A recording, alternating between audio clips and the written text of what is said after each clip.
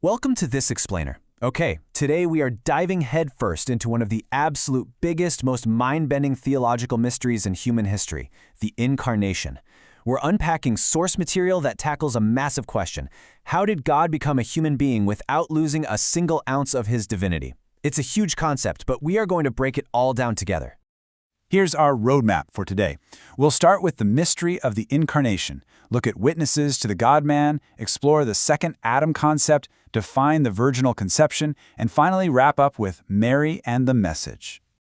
All right, Section 1, the mystery of Incarnation. So our sources take us right to the profound paradox found in the prologue of John's Gospel. The Incarnation literally means the eternal Son became one of us, taking on genuine humanity.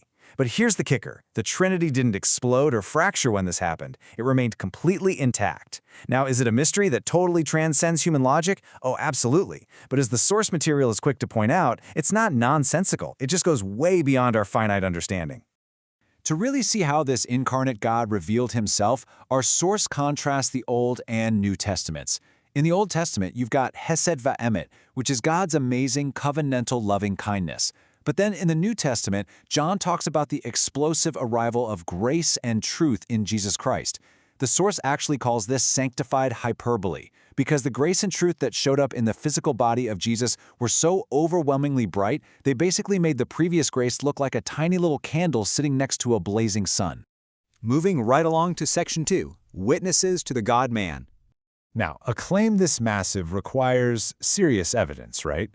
The biblical text actually provides a whole courtroom of witnesses for this. To put this into a really practical perspective, the source shares this great little anecdote about a casual tennis partner named Randy. Randy was reading the Gospel of Mark for the very first time, and he had this brilliant realization. He said, "If I want to learn what God would do if he became a man, I should see what Jesus did." And man, he hit the nail on the head. That is the Incarnation. Just by observing Jesus' actions, his teachings, his compassion, and even his righteous anger, we are literally seeing God in a body.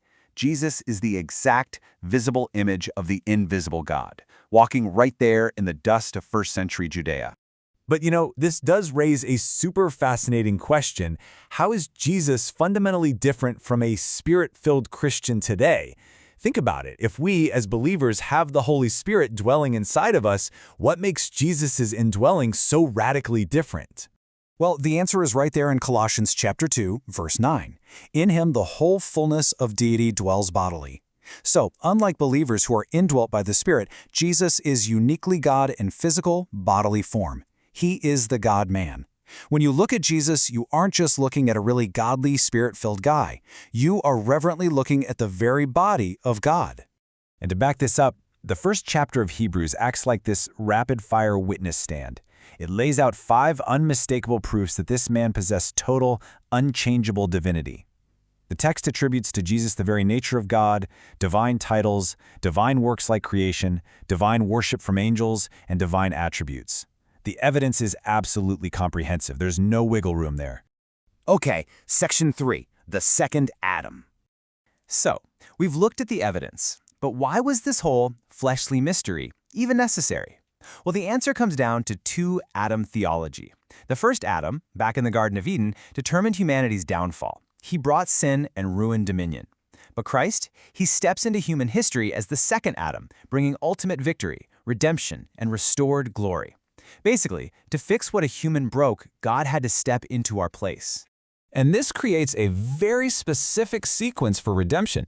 As outlined in our sources, the Incarnation doesn't actually save humanity all on its own. Instead, it's the absolute essential prerequisite. Look at the flow here. You got to have the Incarnation so the God-man can live a sinless life. That sinless life leads to the cross, which leads to the empty tomb, which finally results in our atonement.